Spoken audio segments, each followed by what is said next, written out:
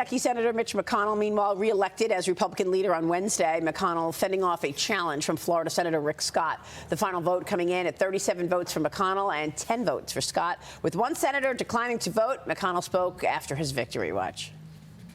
I'm not going anywhere. I don't own this job. Anybody who wants to run for it can feel free to do so.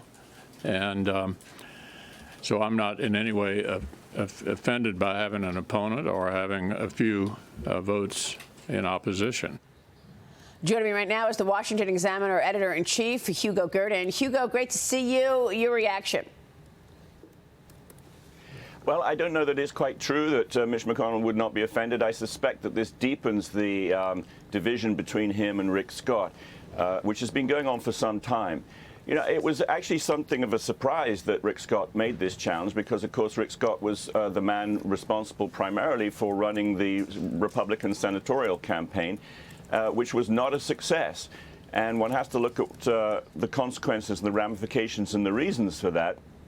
Rick Scott is a supporter of Donald Trump, and it will no doubt please Donald Trump that one of his Senate supporters is in there needling Mitch McConnell. Yeah. I don't think this sets things up very well for the future. But you know, Mitch McConnell came back in the election and poured an enormous amount of money into trying to help the somewhat poor candidates win. So, you know, it was a bit of a surprising challenge, but you can see the reasons for it. Yeah, well, we'll see who gets named to committee heads and whether or not those 10 people who voted against Mitch McConnell are going to see any retribution from Mitch McConnell. He's in charge of putting people in charge of committees, so we'll watch that. But over in the House, Kevin McCarthy won his bid to become House Speaker, but he still needs more than 30 Republican votes to take the gavel officially next year. Former House Speaker Paul Ryan weighed in, telling Fox News Digital, I think he's going to win. I think Kevin's the right man for the job. I think everybody knows it. Hugo, how do things change should Kevin McCarthy be the next Speaker of the House?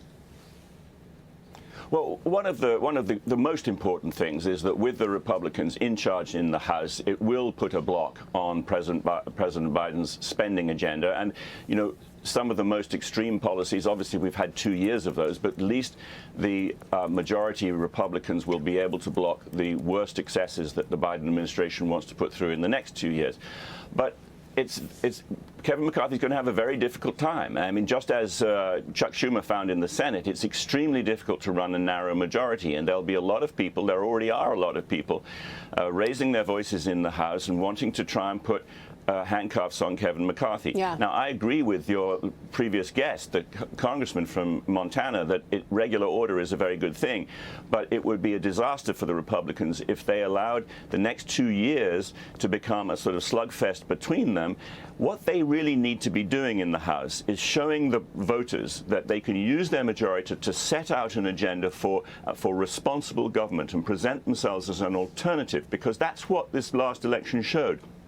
The candidates who were fighting other Republicans and you know, who were on the Trump train were the ones who got beaten. The ones who did really well were those governors like DeSantis and DeWine and others who showed that they were governing in the interest of the people. So what McCarthy needs to do is make sure that he uses this majority to put forward policies on energy, inflation, and that sort of thing, which convince voters that the Republicans should be the next party of government. Bob. Yeah. Hey, Hugo, Bobnardelli here. Good morning. In one of your articles, you wrote, the left continues to wreck the economy and the culture. You just mentioned a couple of things that Kevin has talked about. From your perspective, what would you encourage him to do? You talked about the inflation issue and energy and so forth, but he's laid out a pretty aggressive agenda. What are the top 3 or 4 things you would certainly support him in taking on? Well, I think I mentioned energy and inflation. I mean, one of the things that you're right, I mentioned in the article, is culture as well as the economy. I think it's very important. One of the things that Ron DeSantis said in his victory speech was, you know, he had supported law and order and had resisted woke culture. Now, there's a limited amount that McCarthy and the Republicans can do with just control of the House, but they need to show that they are an alternative to the woke agenda. They need to show that they support parental rights in education. That they do not want to. They don't go along with the running down of America, which the left is trying to do on matters of race and racism. So they have to show themselves in every way, both rhetorically in their communications and in their legislation, as dealing with the things that represent ordinary people's views. Gordon, before you go, real quick, one of Lee Zeldin's longtime advisors says that he's taking calls about running for the RNC chairman's job. Following his strong performance in New York's governor's race, Zeldin tweeted this yesterday: "Not only should the Republican Party compete in all 50 states, but we need to go to all communities, no matter how blue they are, show up often, build relationships, and advance our proposals on education, upward economic mobility, housing, mental health, public space, and more." Lee Zeldin wants to be the head of the conference. Your thoughts?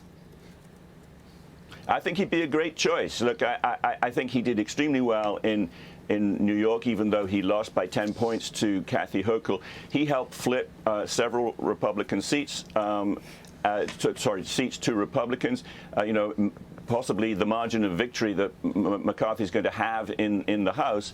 And he focused on the basic issues like law and order and on the economy. Right. He did pretty well. I think he'd be a very good leader, and I think there are real questions about Ronna McDaniel's leadership for the next 2 years. All right, we'll leave it there. Hugo, good to see you this morning.